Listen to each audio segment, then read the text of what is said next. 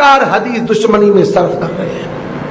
عبداللہ ابن عمر رضی اللہ تعالی عنہما کے پاس ایک شخص آیا، کہنے لگا فلاں مسئلہ کیا ہے، فرض ہے، واجب ہے، فلاں کا کیا درجہ ہے، فلاں کا کیا مقام ہے، مستدرک حاکم کی حدیث ہے۔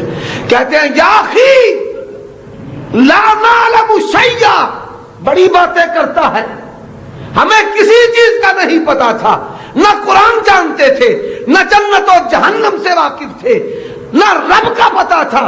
اللہ نے اپنا پیغمبر بھیجا، اپنا تعارف بھی کروایا، محمد آئے، رب کا تعارف ہوا، رسول اللہ صلی اللہ علیہ وسلم آئے، کتاب اللہ ملی، رسول اللہ آئے، کتاب اللہ کی تفسیر حدیث رسول ملی۔ کیا پتا تھا؟ یہ اللہ کے پیغمبر جناب محمد رسول اللہ، اللہ نے اسی وجہ سے کہا لقد من اللہ علی المؤمنین اذ بعث فیہم رسولا منہم، مشرک تھے، اللہ کے پیغمبر آئے، تم موحد بن گئے، بدعات و خرافات میں تھے، تم سنت والے بن گئے، رسوم جاہلیت میں پھنسے ہوئے تھے، غیر انسانی اخلاق و اقدار میں گرے پڑے تھے، محمد الرسول اللہ آئے، توحید والے، سنت والے، انسانی اقدار اور اخلاق والے تم بن گئے۔ اب ایک اور گروہ ہے، وہ یہ کہتا ہے کہ قرآن مجید آسان کتاب ہے، ہم اس کو سمجھ سکتے ہیں، اس کے سمجھنے کے لیے حدیث کی کوئی ضرورت نہیں ہے۔ قرآن مجید کی آیت ہے کُلُوا وَاشْرَبُوا حَتَّى يَتَبَيَّنَ لَكُمُ الْخَيْطُ الْأَبْيَضُ مِنَ الْخَيْطِ الْأَسْوَدِ مِنَ الْفَجْرِ، کھاؤ پیو یہاں تک کہ فجر کے وقت سفید دھاگا کالے دھاگے سے جدا ہو جائے۔ اب رسول اللہ کا شاگرد عربی ہے، عربی زبان کو جاننے والا، تمام مجتہدین کا سردار اور امام، اس نے کیا کیا؟ دو دھاگے لیے، اپنے تکیے کے نیچے رکھ لیے، بیدار ہوا، اندھیرا تھا، کھانا شروع کر دیا، پھر تکیہ اٹھایا، سفید دھاگا نظر نہیں آ رہا، کالے کی پہچان نہیں ہو رہی، کھا رہا ہے، پھر تکیہ اٹھایا، پھر دیکھا، کھاتا رہا حتیٰ کہ دن چڑھ گیا۔ رسول اللہ صلی اللہ علیہ وسلم کے پاس آ گئے، یہ کہتے ہیں کہ نہیں، ہمیں خود پتا چل جاتا ہے، قرآن مجید آسان ہے، حدیث کے بغیر قرآن مجید سمجھ ہی نہیں آ سکتا۔ اب رسول اللہ صلی اللہ علیہ وآلہ وسلم کی بارگاہ میں جب پیش ہوا، اللہ کے پیغمبر صلی اللہ علیہ وسلم نے فرمایا تیرا تکیہ اتنا بڑا تھا کہ تیرے تکیے کے نیچے افق شب و روز سما گیا کہ تو تکیہ اٹھا کے دن اور رات کو دیکھتا رہا ہے۔ اس سے مراد دن کا آنا اور رات کا جانا۔ اب رسول اللہ کا شاگرد ہے، اللہ کے پیغمبر صلی اللہ علیہ وسلم کا صحابی ہے، عربی زبان کو جاننے والا ہے۔ یہ بات یاد رکھے، سب سے پہلے امت میں خارجیوں کا گروہ تھا جنہوں نے کہا حسبنا کتاب اللہ، کہ صرف قرآن مجید۔ حضرت عمر رضی اللہ تعالیٰ عنہ نے کہا ہمیں کتاب اللہ کافی ہے، اس سے مراد قرآن بھی ہے، حدیث بھی ہے۔ کتاب اللہ کا جہاں لفظ آئے گا اس سے مراد قرآن مجید بھی ہے، اسوہ محمدی بھی ہے۔ انہوں نے کہا ہمیں اسوہ محمدی کی ضرورت نہیں، صرف قرآن، صرف قرآن۔ خارجی، اللہ کے پیغمبر صلی اللہ علیہ وسلم نے فرمایا میری امت کا بدترین گروہ ہوگا، اس طرح ایمان سے نکل جائے گا جس طرح تیر کمان سے نکل جاتا ہے۔ فرمایا جو ان کو قتل کرے گا وہ سب سے افضل ہے، وہ سب سے بدتر ہے۔ کون؟ کہ جن کا یہ عقیدہ تھا کہ بس قرآن مجید حدیث کی تو ہمیں ضرورت ہی کوئی نہیں ہے۔ عقل کی بنیاد پر حدیث کو رد کرنا، سائنس کی بنیاد پر حدیث کو رد کرنا، اسی طرح اکابر پرستی کی بنیاد پر حدیث کو رد کرنا۔ اکابر پرستی کیا ہے؟ بزرگ کی بات ہے ایک طرف، اس کی میں مثال عرض کرتا ہوں۔ امام مالک رحمت اللہ علیہ موطا مالک میں حدیث لے کر آئے ہیں کہ رسول اللہ صلی اللہ علیہ وسلم نماز میں ہاتھ باندھا کرتے تھے، دایاں ہاتھ بائیں پر رکھ کر باندھتے. اب مالکی جو ہے وہ نماز میں ہاتھ چھوڑ دیتے ہیں، ہاتھ نہیں باندھتے. میری ایک مالکی کے ساتھ گفتگو ہوئی، تبلیغی جماعت میں آیا، میں نے اس کو کہا انت ترسل، آپ ہاتھ چھوڑتے ہیں، آپ کے امام نے موطا مالک میں ہاتھ باندھنے کی حدیث درج کی ہے. کہتا ہے میں حدیث کو نہیں جانتا، نبی کو نہیں جانتا، جو میرے امام کا عمل ہے، امام ہے، میں تو بس اس کو ہی جانتا ہوں. اسی طرح بے شمار احادیث ہیں، لکھا ہے حدیث اس طرح ہے، لیکن ہمارا امام کا مذہب یہ ہے ہم اپنے امام کی بات مانیں گے. بلکہ البحر الرائق کا ایک حوالہ سناتا ہوں. ابن نجیم حنفی جن کو ابو حنیفہ ثانی کہا جاتا ہے، حدیث کیا کہتی ہے؟ اللہ کے پیغمبر کا گستاخ کوئی اسلام کا دعویٰ کرنے والا ہو یا ذمہ یہودی عیسائی ہو، جو بھی گستاخی کرے گا اس کو قتل کر دیا جائے گا.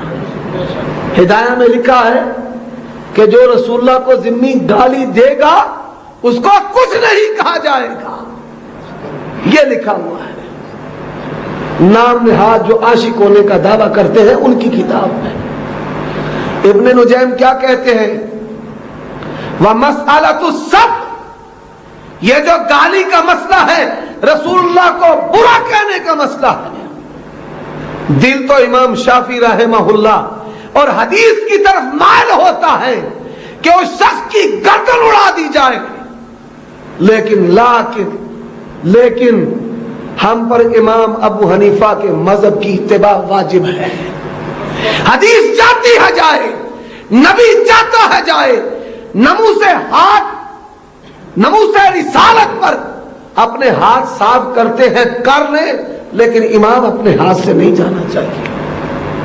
بلکہ ابھی ایک کتاب چھپی ہے ملفوظات حکیم الامت اشرف علی تھانوی صاحب کی. کیا لکھتے ہیں؟ صفحہ نمبر اس کا 384 ہے، جلد نمبر 26 ہے، ملتان سے چھپی ہے. کہتے ہیں جب میں نے یہ مسئلہ پڑھا مجھے بڑی غیرت آئی کہ ایک شخص ہمارے نبی کو گالیاں دے اور دن دناتا پھرے. بڑی مجھ کو غیرت آئی، لیکن جب میں نے دیکھا کہ امام ابو حنیفہ رحمۃ اللہ علیہ وہ میرے بڑے بزرگ تھے تو پھر مجھے غیرت کھانے کی کیا ضرورت؟ انہی الفاظ کے ساتھ لکھا ہوا ہے، انہی الفاظ کے ساتھ.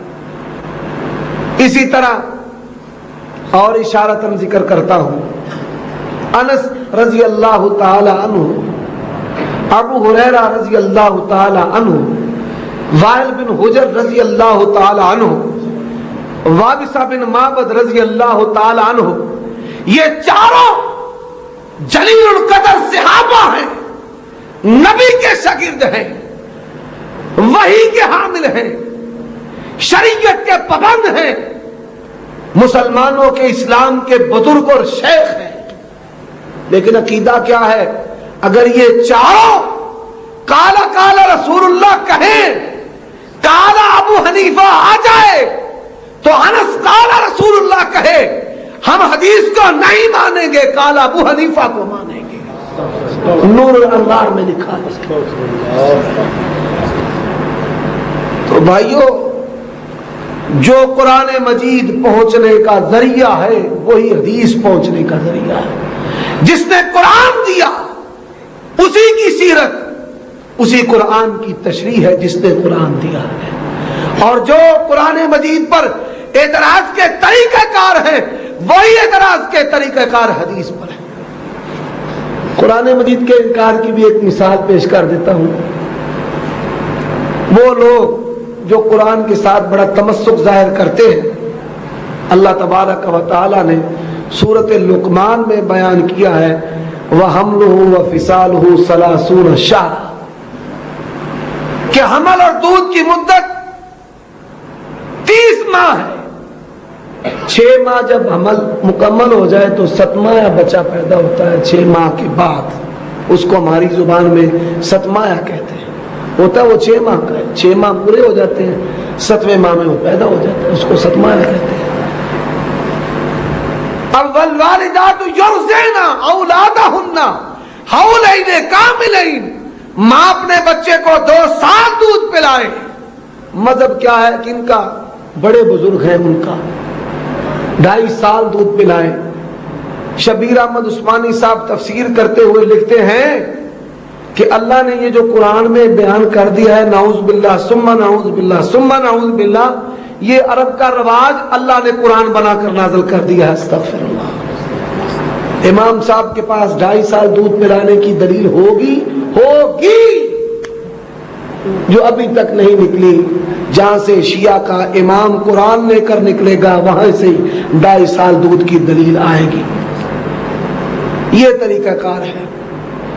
تو آخر میں میرے بھائی جو ہیں حافظ عطا الرحمن حافظ اللہ، ان کے بیٹے انہوں نے حفظ کیا ہے، حافظ طلحہ ثانی، اللہ ان کے علم اور عمل میں برکت عطا فرمائے. باپ بیٹے کو اللہ اپنے دین کے لیے پسند کر لے اور بیٹے کو اللہ باپ سے زیادہ باعمل نامور دین کے لیے خدمت کرنے والا منتخب فرمائے. آخر میں ایک موضوع کی مناسبت سے ایک واقعہ سنا دیتا ہوں. خلافت عثمانیہ جب ختم ہوئی ہے، ترکوں کی حکومت تھی مکہ اور مدینہ پر، شریف مکہ کا دور. یہ 100 سال پہلے کی بات ہے.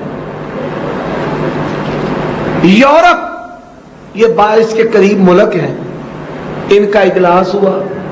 یہودی، عیسائی، بے دین طبقے سارے جمع ہوئے کہ جس طرح ہم نے پوری دنیا سے ان کی حکومت ختم کر دی ہے، اسی طرح ان کا مذہب بھی مٹا دیں. مسلمان بچہ اٹھتا ہے، کہتا ہے تمہاری تورات میں یہ نقص، یہ خرابی، یہ نقص، یہ خرابی، تو ہم بھی ان کی کتاب قرآن مجید کے نقص تلاش کرتے ہیں. 22 ملکوں نے مشترکہ مال لگایا، مشترکہ مال لگایا. اب پوری دنیا میں عیسائیت کا مرکز اٹلی ہے، جہاں پوپ ان کا رہتا ہے.